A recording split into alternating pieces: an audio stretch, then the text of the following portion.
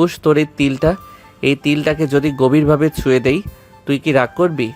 উষা বুঝতে পারল না গভীরভাবে ছুঁয়ে দেওয়া বলতে কি বুঝিয়েছে। জিজ্ঞাসু দৃষ্টিতে সাগরের দিকে তাকিয়ে আছে উষা। সাগর অনুমতির অপেক্ষা করল না। উষার গোলাপি ওষ্ঠজোড়া নিয়ে নেয় নিজের দখলে। সাগরের ওষ্ঠের উষ্ণতায় সিক্ত উষা হতভম্ব হয়ে যায়। এই লোকটা ভীষণ অধৈর্য। উষা কখনোই সাগরের সাথে তাল মেলাতে পারে না, আজকেও পারল না। সাগর আরও গভীরে পৌঁছানোর আগেই দরজার করাঘাতে মনোযোগ বিঘ্ন হয় দুজনের। উষা ধাক্কা দিয়ে সরিয়ে দেয় সাগরকে। সাগরের বিরক্তিতে মুখ তেতো হয়ে গেছে।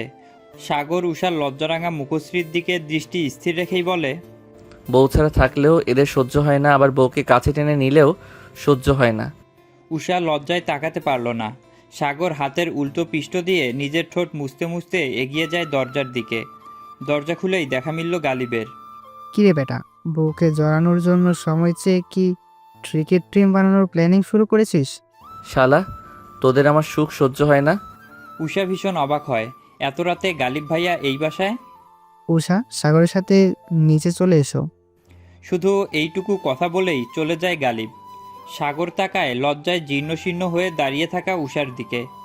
উষা ভাবতে ব্যস্ত, আবার কি এমন চমক না জানি অপেক্ষা করছে তার জন্য। নিচে নামতেই দেখে ইতিমধ্যে ভুইয়া বাড়ির সকলেই উপস্থিত। শামিন, নেহাল, আরিশাও আছে। উষা ভেবে পায় না ওরা কখন এলো। এই প্রথম ভুইয়া বাড়িতে কারো জন্মদিন পালন করা হলো। আয়োজন তেমন কিছু না, কেক সাথে মারিয়া জামানের হাতে বানানো স্পেশাল পায়েস আর মিষ্টি। আনন্দ ফুর্তির পরে সবাই যখন যার যার ঘরে যাবে, তখন সাগর আবারও সবাইকে আটকে দেয়। গালিবের থেকে একটা কাগজের ফাইল নিয়ে সেটা সিজান ভুইয়ার দিকে এগিয়ে দেয়। সিজান ভুইয়া সেটা তার ছোট দুই ভাইকেও দেখায়। সবাই খুশি হবে নাকি অবাক হবে সেটা বুঝে পায় না। উষার আর সাগরের বিয়ের রেজিস্ট্রেশনের কাগজ। সিজান ভুইয়া কাগজটা এগিয়ে দেন মেয়ের দিকে। সাগরের যেহেতু সাইন আছে, এখন উষার সাইন বাকি। নে মা, সাইনটা করে নে। এতদিন ধর্মীয়ভাবে সাগরের স্ত্রী ছিলি, সময় এখন আইন মতে তার স্ত্রী হওয়ার। উষা অশ্রুসিক্ত নয়নে সাইন করে দেয় পেপারে। ভুইয়া বাড়ির সকলেই যেন হাঁপ ছেড়ে বাঁচল। এখন যদি ছেলেটার মাথায় সুবুদ্ধি উদয় হয়। সিজান ভুইয়া ক্লান্ত পরিশ্রান্ত শরীরটা নিয়ে কোনো মতে সদর দরজা পেরিয়ে বসার ঘরে ঢুকলেন। নাবিল ভুইয়ারও একই অবস্থা। দুজনেই ক্লান্ত শরীরটাকে একটু স্বস্তি দিতে সোফাতে গিয়ে বসলেন। ওদিকে বাড়ির কর্তাদেরকে দেখে কিচেন থেকেই হাঁক ছাড়লেন লিপি বেগম। কই সাগরের বাবা, খেতে এসো, খাবার দিয়েছি, একেবারে খাবার খেয়ে বিশ্রাম করো। প্রত্যুত্তরে সিজান ভুইয়া, পোশাকটা বদলে আসি, হাত মুখও ধুতে হবে, তুমি বরং সবাইকে ডেকে আনো। উষা দৌড়ে সিঁড়ি দিয়ে নামছে। ইদানিং মনে প্রজাপতি উড়ে, মন মেজাজ ভালো থাকে তার। কেমন প্রেম প্রেম অনুভূতি জাগে হৃদয়ে। আগে খাবার টেবিলে সবার সাথে উষাকে দেখা যেত খুব কম, কিন্তু এখন সবার সাথে বসেই খাবার খায়। বিশেষ করে সাগর ভাইকে এক নজর দেখার জন্যই তার এমন পরিবর্তন। উষা বেশ লক্ষ্য করেছে, ইদানিং সাগর ভাইকে দেখলেই কেমন লজ্জায় ছেয়ে যায় মন। বুকে চিনচিন শব্দ হয়, চোখে মুখে লজ্জার ছাপ গাঢ় হয়, গাল দুটো টমেটোর মতো লাল হয়ে যায়। বাড়ির সকলেই এই দম্পতির এমন আনাড়িপনা উপভোগ করেন। অবশেষে সবার স্বপ্ন একটু একটু করে পূরণ হচ্ছে, এই অনেক। কি রে, খাবি না? এভাবে একা একা হাসছিস কেন? মারিয়া জামানের ডাকে হুঁশ ফিরে উষার। ডাইনিং টেবিলের দিকে অগ্রসর হতে হতে দেখে সাগরের পাশের চেয়ারটা খালি। উষা খুব ভালো করেই জানে এটা উষার জন্যই রাখা আছে। দুপুরে খেয়েছিলে আম্মু? বাবার দিকে এক পলক তাকিয়ে থেকেই বলে, খেয়েছি। আয় বসো, খাবার ওর অনীহা ঠিক না। জি বড় আব্বু। আরাফ আর রাফিদ ব্যতীত সবাই একসাথেই আছে। আরাফ আর রাফিদ মূলত ফুপুর বাসায় আছে। নীরবতা বজায় রেখেই সবাই রাতের খাবার খেতে বসেছে। সাগর একবার তীক্ষ্ণ দৃষ্টিতে তাকিয়ে থেকে সকলকে পর্যবেক্ষণ করে নিল। সবার অভিব্যক্তি বোঝার চেষ্টা করে সে। তারপর সবার দৃষ্টি আকর্ষণ করার চেষ্টা করে গলা খাকারি দিল। একটু নড়েচড়ে বসল সে। সিজান ভুইয়া আর নাহিদ ভুইয়া তাকালো একবার ছেলের দিকে। আমার কিছু কথা বলার ছিল বাবা। চাচ্চু। সিজান ভুইয়া সহ টেবিলে উপস্থিত সকলেই চোখ তুলে তাকালো সাগরের দিকে। সিজান ভুইয়া কপাল কুঁচকে ফেললেন মুহূর্তেই। নাবিল ভুইয়া অত্যন্ত নরম কণ্ঠে বললেন, কি বলবে বাবু, বলে ফেলো। সাগর তপ্ত নিঃশ্বাস ফেলে একবার তাকালো উষার দিকে। তীক্ষ্ণ দৃষ্টিতে পরখ করল উষাকে। তারপর চাচ্চুর দিকে দৃষ্টি স্থির রেখেই বলল, আগামীকাল বা পরশু 2-1 দিনের মধ্যেই আমার আর উষার। কথার মাঝখানে আবার তাকালো উষার দিকে। উষাও খুব উদ্গ্রীব নয়নে তাকিয়ে আছে সাগরের দিকে। সিজান ভুইয়া কুঞ্চিত ভ্রুজোড়া আরও কুঁচকে ফেলল। থমথমে কণ্ঠে ছেলেকে প্রশ্ন করল, কি থেমে গেলে কেন? তোমার আর উষার কি? সাগর বাবার দিকে তাকালো, পরপর নজর রাখলো নিজের প্রিয় চাচ্চুর দিকে। চাচ্চুর চিন্তামাখা মুখশ্রী দেখে সাগরের ষষ্ঠ ইন্দ্রিয় জানান দিচ্ছে তার চাচ্চু একটু হলেও বুঝতে পেরেছে সে কোন বিষয়ের কথা বলতে চাচ্ছে। একটা দীর্ঘশ্বাস ফেলে অত্যন্ত গম্ভীর কণ্ঠেই বলল, ডিভোর্সের কাগজ চলে আসবে। কথাটা শেষ করেই চোখ বন্ধ করে নিল সাগর। সিজান ভুইয়া অবিশ্বাস্য নয়নে তাকিয়ে আছে ছেলের দিকে। পাশাপাশি নাবিল ভুইয়া ও নাহিদ ভুইয়ার কোনো হেলদুল দেখা গেল না। তিনি চোখে ভাতের প্লেটের দিকে দৃষ্টি স্থির রেখেই ভাবভঙ্গি এমন যে তিনি আগে থেকেই জানতেন এমন কিছু হবে। উষা নিঃশ্বাস আটকে বসে আছে। আরও কিছুক্ষণ চলে যাওয়ার পর হাঁপানি রোগীর মতো তাপড়াতে তাপড়াতে আটকে রাখা নিঃশ্বাসটুকু ফেলল উষা। কাতর দৃষ্টিতে তাকায় পাশে বসে থাকা হৃদয়হীন নিষ্ঠুর পুরুষটার দিকে। চোখ ফেটে কান্না আসতে চাইছে যেন তার। মনে অসহ্য যন্ত্রণা হচ্ছে। আনমনেই আওড়ালো, এত কিছু হয়ে যাওয়ার পরও ডিভোর্স? সেদিন, সেই রাত, সেই অনুভূতি সব কি মিথ্যা ছিল তাহলে? আমি কখনো স্ত্রীর দাবি নিয়ে ওনার সামনে গিয়েছি? উনিই আমার সংস্পর্শে এসেছেন, আমাকে পাগল করেছেন। তাহলে এখন এসব কেন? উষা আর কিছু বলতে পারল না। নিঃশ্বাস আটকে আসছে তার। মারিয়া জামান খাবার বেড়ে দিচ্ছিলেন। লিপি বেগম কিচেনে। নাবিল ভুইয়ার রাগে ভিতরটা ফেটে যাচ্ছে, কিন্তু অতিরিক্ত রাগে এবং আদরে ভাতিজাকে কিছু বলতে পারছে না। সিজান ভুইয়া নিজের জায়গা ছেড়ে উঠে দাঁড়ালেন। শাসন না করতে করতে অনেকবার বেড়ে গেছে ছেলেটার। সিজান ভুইয়ার চোখ মুখ শক্ত। হাত মাত্রই তুলেন নিজের ছেলের গালে থাপ্পড় মারার জন্য, কিন্তু হঠাৎই বাধা পড়ায় পিছন ফিরে তাকায়। নিজের ছোট ভাইকে হাত ধরে বাধা দিতে দেখে যেন রাগের পারদ হুড়হুড় করে বেড়ে যায় তার। এই কি ভাইজান, এত বড় ছেলের গায়ে হাত তুলছেন, যার হাজারো অপরাধ আপনি ক্ষমা করে দিয়েছেন, কখনো গায়ে হাত তুলেননি, আর সেই ছেলের গায়ে আমার মেয়ের জন্য হাত তুলবেন? আমার মেয়ে কোনো ফেলনা না, ওর বাবা এখনো বেঁচে আছে। জোর করে কি সংসার হয়? ডিভোর্স হোক, এটাই ভালো। আমরা সবাই চাই ডিভোর্স হোক। আমাদেরও ভুল আছে। বিয়ের সময় আমরাও সাগরের অনুভূতিকে পাত্তা দেইনি। বিয়ে সংসার কোনো ছেলে খেলা না। আমার কপালেই সংসার জুটেনি, আর আমার মেয়ের কপালে সংসার জুটবে ভাবছেন? সিজান ভুইয়া বাক্যহারা হয়ে যান। ভাইয়ের এমন কথায় কি প্রতিউত্তর করবে ভেবে পেল না। সাগর নির্লিপ্ত ভঙ্গিতে মাথা নিচু করে বসে আছে। নাবিল ভুইয়া এবার ক্রোধ নিয়েই বললেন, তাহলে সেদিন এই আয়োজন করে রেজিস্ট্রি করেছিলে কেন? আমরা তো ভেবেছি তোমাদের মধ্যে সব মিটমাট হয়ে গেছে। নাহিদ ভুইয়া তাচ্ছিল্যের স্বরে বললেন, ভাইজান, বুঝলে না, সম্পর্ক ভাঙার আগে পাকাপোক্ত করতে হয়। প্রমাণ ছাড়া ডিভোর্স হবে কিভাবে? আমি তো সেদিনই বুঝেছিলাম, আর তোমরা বুঝোনি। লিপি বেগম অশ্রুসিক্ত নয়নে এগিয়ে এলো মেয়ের দিকে। মেয়ের মাথায় হাত রেখে কান্নারত স্বরে বলল, আমাদেরকে ক্ষমা করিস মা, তোর বাকি জীবনটা আমরা নষ্ট করে দিলাম। তোর এক মা তোর শৈশব বিষাক্ত করেছে, আর এই মা তোর কিশোরী আর যৌবনকাল বিষাক্ত করেছে। উষা নিশ্চুপ। কণ্ঠনালী থেকে কোনো শব্দই বের হলো না। সাগর উঠে যায়। আপাতত তার যা জানা দরকার ছিল সে তা জেনে গেছে। এখন এখানে না থাকাই শ্রেয়। সিজান ভুইয়া ঘৃণাভরা দৃষ্টিতে দেখলেন ছেলের প্রস্থান। ঠাটিয়ে একটা থাপ্পড় মারতে পারলে বুঝি মনটা শান্ত হতো। রাত তখন প্রায় 11:30। কলিং বেলের শব্দে হুঁশ ফিরল সকলের।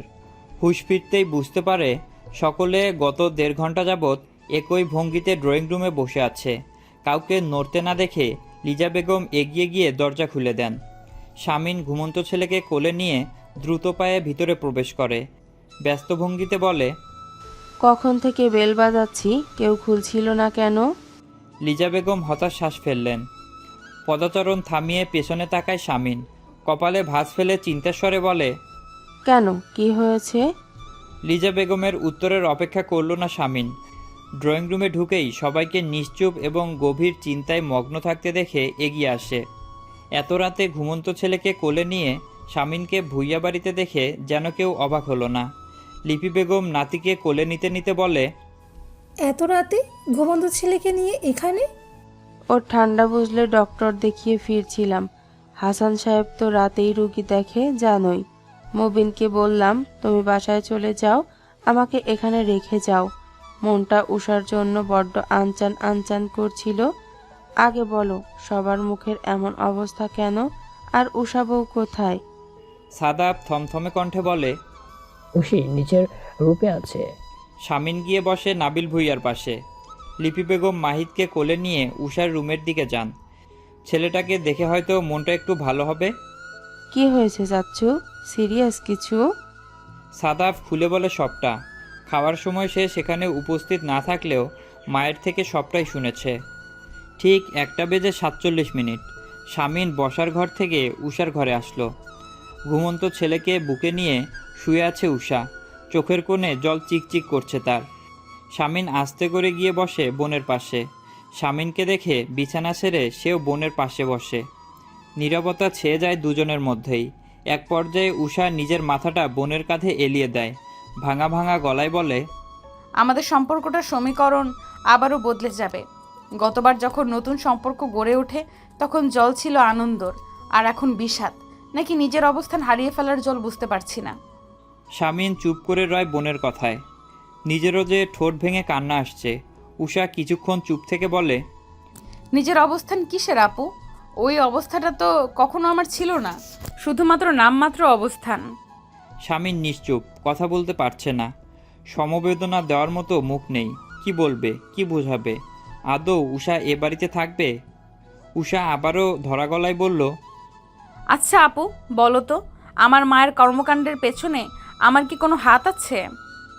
তোমার ভাই কি আমার বাবার অবস্থা দেখেননি? সে কি আমাকে চেনে না, জানে না আমি কেমন? আর সাগর ভাই যদি এখন এমন একটা সিদ্ধান্ত নেবেনি, তাহলে প্রতিবার সুযোগ পেলেই আমার কাছে এসেছে কেন? সেদিনের বলা কথাগুলো মিথ্যে হয়ে গেল। সাগর ভাইকে ভালোবাসি বলে হারিয়ে ফেলার ভয় পেতাম। অন্য কেউ তাকে স্পর্শ করবে ভাবলেই যেন বুকটা ছিঁড়ে যায়। কিন্তু সাগর ভাই দেশে ফেরার পর থেকে তাকে হারানোর ভয় না, ডিভোর্সের ট্যাগ গায়ে লাগবে ভেবে ভয় পেতাম। কারণ যে কখনো আমার ছিল না সে হারিয়ে গেলেই বা কি, যে আমার না তাকে হারানোর ভয় পাওয়াটা নেহাতি বোকামি। শামিনও কাঁদে। নিঃশব্দে চোখ থেকে গড়িয়ে পড়ে নোনা জল। তার ছোট্ট বোনটা এতটাও অবুঝ না, বুঝে অনেক।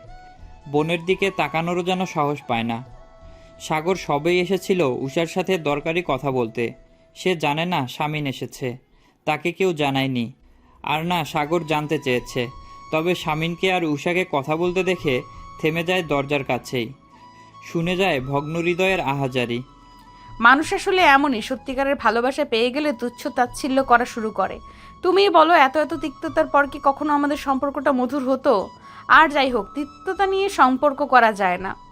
আমাকে করা অপমানগুলো কি আমি ভুলে যেতাম? আমি ঠিকই সাগর ভাইয়ের থেকে প্রতিশোধ নিয়ে নিতাম। আমাকে দেওয়া কষ্টের শাস্তি একটু হলেও তাকে বোঝাতাম। তার থেকে বরং ডিভোর্সই ভালো। দুজনের প্রতি সম্মান রেখে ডিভোর্স হয়ে যাওয়াই ভালো। কথা শেষ করে উষা বোনের কাঁধ থেকে নিজের মাথা তুলে বোনের দিকে অশ্রুসিক্ত নয়নে তাকিয়ে ঠোঁটের কোণে ফিচেল হাসি ফুটিয়ে বলে, ভয় পেও না তোমরা। এবার আর আমরা বাবা মেয়ে এমন কিছু করব না যাতে তোমরা সমাজে মুখ দেখাতে না পারো। ডিভোর্স আমরা কোর্টেই গিয়ে দেব। কালই এ বাড়ি ছেড়ে চলে যাব আমরা। তোমাদেরকে আর সমস্যায় ফেলতে চাই না। তোমরাও আমাদের জন্যে জাহান্নামের আযাব ভোগ করেছো। নিরপরাধ মানুষ হয়ে এই পরিবারের মানুষ কেন তিক্ততা সহ্য করবে?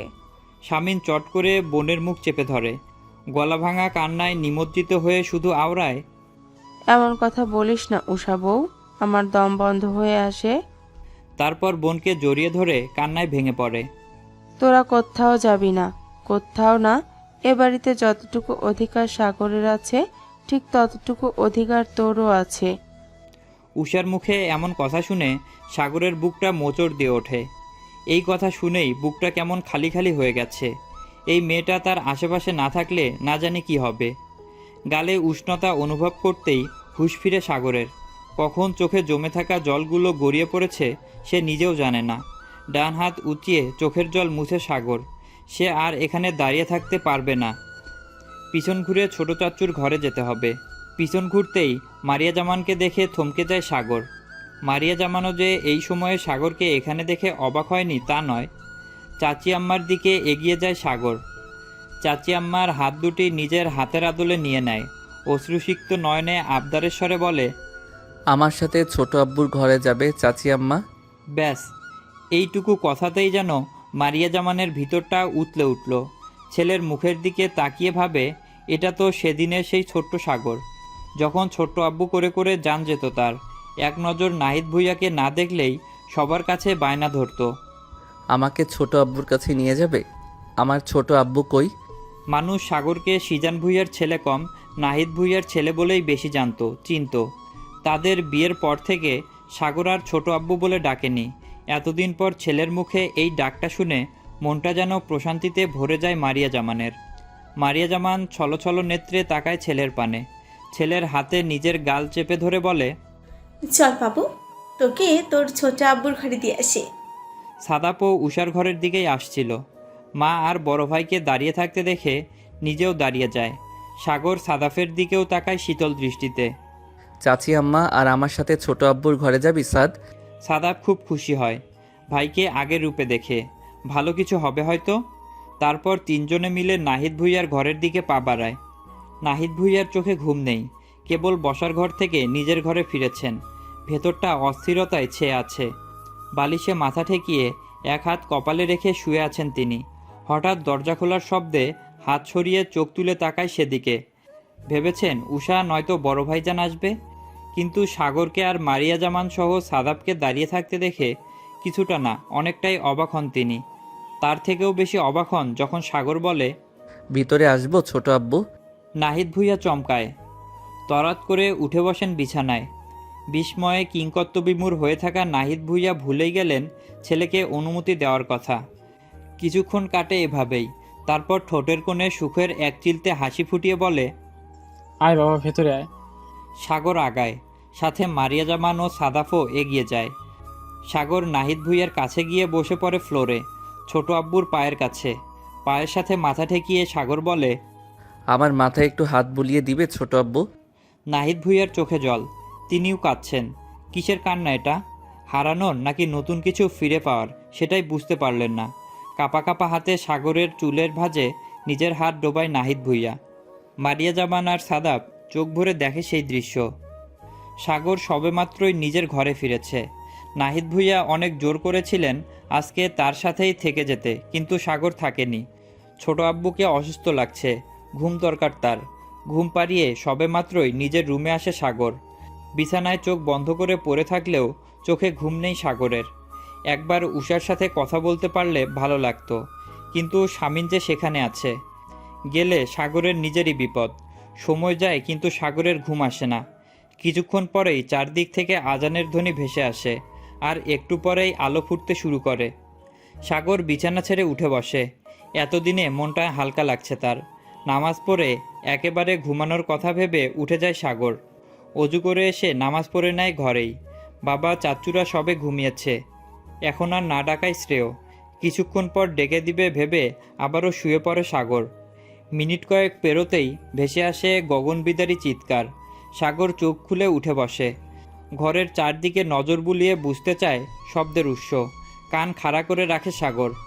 এবার স্পষ্ট শুনতে পায়, বাবা। বুক ফেটে আসা আহাজারি। সাগর বুঝতে পারে এটা উষার গলা, উষার চিৎকার। সাগর হন্তদন্ত হয়ে ছুটে বের হয়ে যায় রুম থেকে। মুহূর্তেই এসে দাঁড়ায় নাহিদ ভুঁইয়ার ঘরের সামনে। দরজা খুলে থাকতে দেখে এক অদ্ভুত ভয় কাজ করতে থাকে সাগরের মনে। অজানা ভয়ে সাগরের গলা শুকিয়ে কাঠ।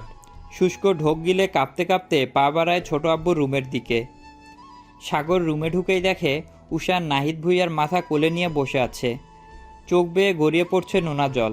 কান্নার প্রকোপে বারবার কেঁপে উঠছে উষার শরীর। উষা বাবার মাথায় মুখে হাত বুলিয়ে ডাকে, আব্বু কথা বলো, আমাকে দেখো, আমি উষা, চিনতে পারছো আমাকে? সাগর ছুটে যায় উষার কাছে। উষা দেখে সাগরের পদক্ষেপ, চোখ মুখ শক্ত করে কঠিন গলায় বলে, একদম আগাবেন না আমাদের দিকে।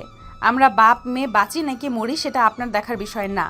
আপনি ওখানেই দাঁড়ান, আর এক পায়ে এগোলে এর ফল ভালো হবে না। সাগর শুনে না উষার নিষেধ, এগিয়ে আসে উষার দিকে। ঠিক আছে, রিল্যাক্স, আমি এগোবো না। ছোট আব্বু হয়তো ব্রেইন স্ট্রোক করেছে, আগে হসপিটালে নিয়ে যাই, পরে কথা হবে আমাদের মধ্যে। উষা তবুও থামে না, উঠে দাঁড়ায় সে। ও বড় আব্বু, চাচ্ছ কই তোমরা? সাদাফ এদিকে আয়, আমার আব্বু। তারপর আবারও সাগরের দিকে তাকিয়ে বলে, আপনি এগোচ্ছেন কেন? বের হন রুম থেকে। উষার চিল্লাচিল্লিতে সকলেই আসে নাহিদ ভুঁইয়ার রুমে। সিজান ভুইয়াও ভেঙে পড়েন। ভাইয়ের মুখ বেঁকে গেছে, বাম হাত নড়াতে পারছে না, শুধু ফ্যালফ্যাল করে তাকিয়ে আছে। সিজান ভুইয়া বুঝলেন এবার ভাইয়ের কথা বন্ধ হয়ে গেছে। সাদাব দ্রুত পদে বের হয় রুম থেকে। অ্যাম্বুলেন্সের জন্য কল দিয়ে আবারও কল লাগায় রাদীপ আর আরাফকে। জলদি হসপিটালে আসার কথা আর ফুপুকে এমনি কিছু না জানানোর কথা বলেই কল কেটে দেয় সাদাব। রাফিদ আর আরাফ আজকে ফুপুর জোড়াজুড়িতেই খানবাড়িতেই থেকে যায়। অ্যাম্বুলেন্স আসতেই নাহিদ ভুইয়াকে নিয়ে যাওয়া হয় হসপিটালে। এদিকে নাবিল ভুইয়া আর শোয়েব খানকে প্রাইভেট কারে করে নিয়ে আসার দায়িত্ব দেওয়া হয় নেহাল আর আলিফকে। বাসায় থেকে যায় আরিশা আর তুবা। অবশেষে আরিশাকেও সঙ্গে নিয়ে নেয় মাকে দেখে রাখার জন্য। হার্টের রোগী নাবিলা ভুইয়া। আরাফ আর রাদীপ দিকবিদিক ভুলে বাইক নিয়ে ছুটে আসে হসপিটালের উদ্দেশ্যে। ব্যাস, কি হওয়ার কথা ছিল আর কি হচ্ছে। মুহূর্তেই ভুইয়া বাড়ি শোকে ছেয়ে যায়। এ নিয়ে দুইবার ব্রেন স্ট্রোক করলেন নাহিদ ভুইয়া। ব্যাপারটা ক্রিটিক্যাল অনেক। সাগর ভগ্ন হৃদয়ে বসে আছে কেবিনের বাইরে, বাকিদের থেকে কিছুটা দূরে। যখন ছোট আব্বুর সাথে কথা বলছিল তখনও মানুষটা কত ভালো ছিল, হাসি খুশি ছিল। আর এখন এই নিতরদেহ নিয়ে পড়ে আছে হসপিটালের বেডে। অদূরে শামিনের কাঁধে মাথা রেখে কাঁদছে উষা। বাবাকে নামাজের জন্য ডাকতে এসেছিল উষা। দরজায় নক করেও যখন সাড়া পায়নি তখন নিজেই পা চালিয়ে রুমে আসে। বাবাকে এভাবে পড়ে থাকতে দেখে আঁতকে ওঠে উষা, ছুটে যায় বাবার কাছে। ডক্টর কেবিন থেকে বের হয়ে সাগর আর আরাফকে ডক্টরের সাথে কেবিনে আসতে বললেন। যেহেতু চেনা জানা ডক্টর, তাই খুব একটা সমস্যা হয়নি তাদের। আরাফ আর সাগর গেল ডক্টরের পিছু পিছু। অমনি উষা বাধা দেয়। আপনি যাবেন না, আপনি আমার বাবার ব্যাপারে জড়াবেন না। ও ভাইজান, আমি যাব, আমাকে নিয়ে যাও। আরাফ কাঁদতে কাঁদতে প্রায় অসুস্থ হয়ে যাওয়া আদুরে বোনকে দেখল। দু কদম এগিয়ে বোনের বাহু জড়িয়ে ধরে বলল, ভাইজানের প্রতি বিশ্বাস আছে না? আমি আছি। আর সাগর ভাইয়া ভিতরে যাবে না, বাইরেই থাকবে। উষা বুঝল। ভাইয়ের কথায় ছোট্ট বাচ্চার ন্যায় বসে পড়ল বোনের পাশে। যাওয়ার অনুমতি দিয়ে বসে রইল নিশ্চুপ। নাবিলা ভুইয়ারা এখনও হসপিটালে পৌঁছায়নি। ডক্টরের কেবিনে ঢুকতেই ডক্টর অনুমতি দিলেন বসার। তারপর রাশভারী কণ্ঠে বললেন, আপনাদের রোগীর অবস্থা একটু বেশি ক্রিটিক্যাল, কথা বন্ধ হয়ে গেছে এবং চিন্তা শক্তিও নেই, কাউকে আপাতত চিনতে পারবে না। আপনারা আল্লাহর ওপর ভরসা রাখুন, আল্লাহ যদি সহায় হন সুস্থ হবেন। বাম হাত পা নাড়াতে পারছেন না, উনি প্যারালাইজড হয়ে গেছেন। এ রোগের চিকিৎসা ধৈর্য ধরে করতে হয় জানেন তো। সাগর মাথা নিচু করে মাথা নাড়ায়। বিষাক্ত অতীত চোখে ভেসে উঠছে তার। আরাফ চিন্তিত গলায় শুধালো, এখন আবার হঠাৎ এমন হওয়ার কারণ কি? অতিরিক্ত চিন্তার জন্য? ভুইয়া বাড়িতে সন্ধ্যার পর থেকে ঘটে যাওয়া ঘটনা সম্পর্কে রাফিদ আর আরাফ অবগত না। যদি রাফিদ জানতো, সাগরের মাথাটাই ফাটিয়ে দিত। ডক্টর চিন্তিত স্বরে বললেন, অনেক বেশি চিন্তাও না, আবার চিন্তা নেই বললেও না। উনি মেবি গত সপ্তাহখানেক ধরে প্রেশারের ওষুধ নিচ্ছেন না, আর তাই এই অবস্থা। সাগর আর আরাফ চিন্তিত হলো। ছোটনের বিয়েতে গেল, থাকলো 2-3 দিন, ফিরে এসেও চাপ গেছে অনেক। ডক্টরের সাথে কথা শেষ করে বের হয় সাগর আর আরাফ। এগিয়ে যায় পরিবারের দিকে। এতক্ষণে নাবিলা ভুইয়াও পৌঁছে গেছেন হসপিটালে। সাদাফকে এক কোণে দেয়ালে ঠেস ধরে দাঁড়িয়ে থাকতে দেখে আরিশা এগিয়ে যায় সাদাফের দিকে। এখনও সবাই বেদনায় জর্জরিত, কিছু বলার মতো অবস্থা নেই কারো। সাদাফকে কিছু জিজ্ঞেস করলে হয়তো উত্তর দিবে। আরিশা এগিয়ে গিয়ে হাত রাখল সাদাফের বাহুতে। শরীরে অন্য কারো স্পর্শ অনুভব করেই পাশে ফিরে তাকায় সাদাফ। আরিশাকে দেখে মুখের ভাবভঙ্গি পরিবর্তন হয়নি। ছোট মামার এই অবস্থা কি করে হলো সাদাফ? সাদাফ উত্তর করল না। আরিশা ভেবেছিল এবার অন্তত কথা বলবে সাদাফ, কিন্তু এবারও হতাশ। প্রায় মিনিট 2 ওভাবেই দাঁড়িয়ে রইল দুজন। সাদাফ না মুখে কিছু বলল, আর না তার শরীর ভঙ্গির পরিবর্তন হলো। সাগর এসে দাঁড়াতেই সবাই ছুটে যায় সাগরের দিকে। সাদাফও এগিয়ে যায়। আরিশা তপ্ত নিঃশ্বাস ফেলে ঠায় দাঁড়িয়ে থাকে। নাবিলা ভুইয়া আদরের ছোট ভাইয়ের শোকে অচেতন প্রায়।